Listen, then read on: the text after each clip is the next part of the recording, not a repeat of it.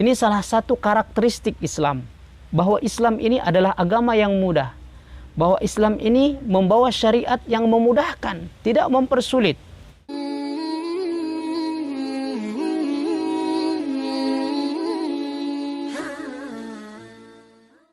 Assalamualaikum warahmatullahi wabarakatuh.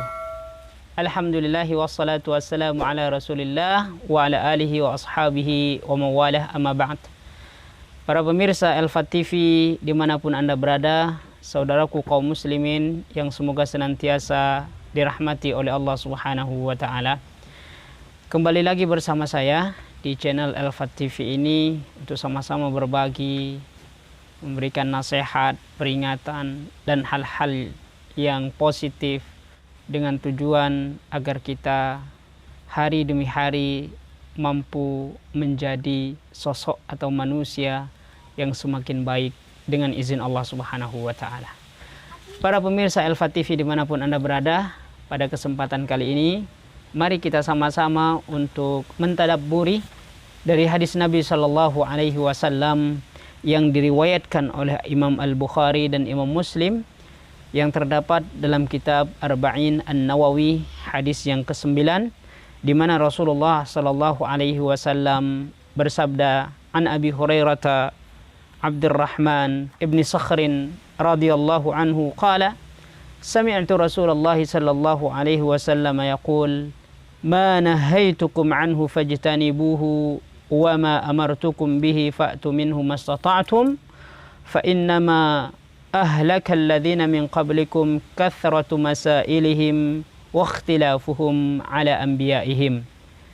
Dari Abu Hurairah Abdurrahman bin Sakhr, semoga Allah Subhanahu wa ta'ala meridainya, ia berkata, aku mendengar Rasulullah Sallallahu Alaihi Wasallam bersabda, apa yang aku larang terhadap kalian jauhilah, dan apa yang aku perintahkan kepada kalian kerjakanlah semampu kalian. Sesungguhnya yang membinasakan umat sebelum kalian hanyalah karena mereka banyak bertanya dan menyelisihi para nabi mereka. Hadis riwayat Bukhari dan Imam Muslim. Saudaraku kaum muslimin yang dimuliakan oleh Allah Subhanahu wa ta'ala, faidah apa yang bisa kita ambil dari hadis ini sehingga dengan itu kita dapat mengamalkannya dalam kehidupan kita sehari-hari?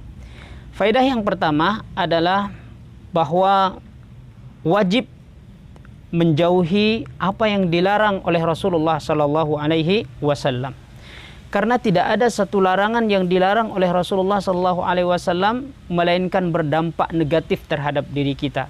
Karena itulah melalui hadis ini kita dapat mengambil faidah bahwa segala sesuatu yang dilarang oleh Rasulullah Sallallahu Alaihi Wasallam maka hendaklah kita menjauhinya sejauh-jauhnya. Kemudian faedah yang kedua, para pemirsa sekalian, tidak boleh melakukan sebagian larangan tetapi wajib menjauhinya seluruhnya. Kemudian faedah yang ketiga, saudaraku para pemirsa Elfat TV, dari hadis yang mulia ini dapat kita ambil sebuah faedah bahwa manusia tidak wajib mengerjakan hal yang berada di luar kemampuannya. Ya, bahwa kita sebagai hamba Allah, sebagai manusia, ya, tidak wajib mengerjakan apa-apa yang kita tidak mampu untuk mengerjakannya. Misalnya haji ataupun umrah, kita belum mampu untuk melakukan haji ataupun umrah, maka bagi kita tidak wajib untuk melakukan haji dan umrah. Berbeda halnya misalnya ketika kita diberikan kemampuan oleh Allah Subhanahu wa ta'ala secara finansial, kemudian tenaga, ya, semuanya telah memenuhi syarat untuk melakukan syariat tersebut, maka kita wajib untuk melakukannya. Tapi manakala kita tidak mampu, maka tidak wajib untuk melakukannya. Kemudian selanjutnya teman-teman, para pemirsa Elfat TV dimanapun Anda berada, faidah yang kelima yang bisa kita ambil dari hadis yang mulia tersebut, bahwa kemudahan agama Islam ini di mana seseorang tidak berkewajiban kecuali pada apa yang ia sanggup. Ini salah satu karakteristik Islam, bahwa Islam ini adalah agama yang mudah, bahwa Islam ini membawa syariat yang memudahkan, tidak mempersulit. Karena itulah Dalam hadis ini kita ambil faidah yang sangat penting dari faidah-faidah yang barusan sudah kita ketahui bersama, bahwa kemudahan agama Islam ini di mana seseorang tidak berkewajiban untuk melakukan apa yang dia nggak sanggup untuk melakukannya. Kemudian yang keenam, faidah yang keenam, saudaraku pemirsa Elfa TV dimanapun Anda berada, bahwa siapa yang tidak mampu melakukan sebagian yang diperintahkan, ia cukup melakukan apa yang dia sanggup untuk melakukannya. Kemudian yang ketujuh adalah manusia tidak semestinya banyak bertanya, ya, banyak bertanya dalam hal-hal yang tidak penting itu justru akan menjadi beban buat dirinya. Tidak semestinya untuk bertanya, karena banyak bertanya terutama di masa turunnya wahyu mungkin berakibat haramnya suatu perbuatan atau suatu pekerjaan seperti itu, teman-teman. Jadi faedah yang ke-8, banyak bertanya dan menyelisih para nabi merupakan faktor penyebab kebinasaan, ya. Karena salah satu faktor penyebab hancurnya kaum-kaum terdahulu itu karena kebanyakan mereka ngeyel terhadap para nabi dan rasul, ya. Jadi itu. Kemudian yang ke-9 adalah larangan banyak bertanya dan berselisih. Kenapa? Karena hal itu akan menyebabkan kebinasaan umat-umat sebelum kita.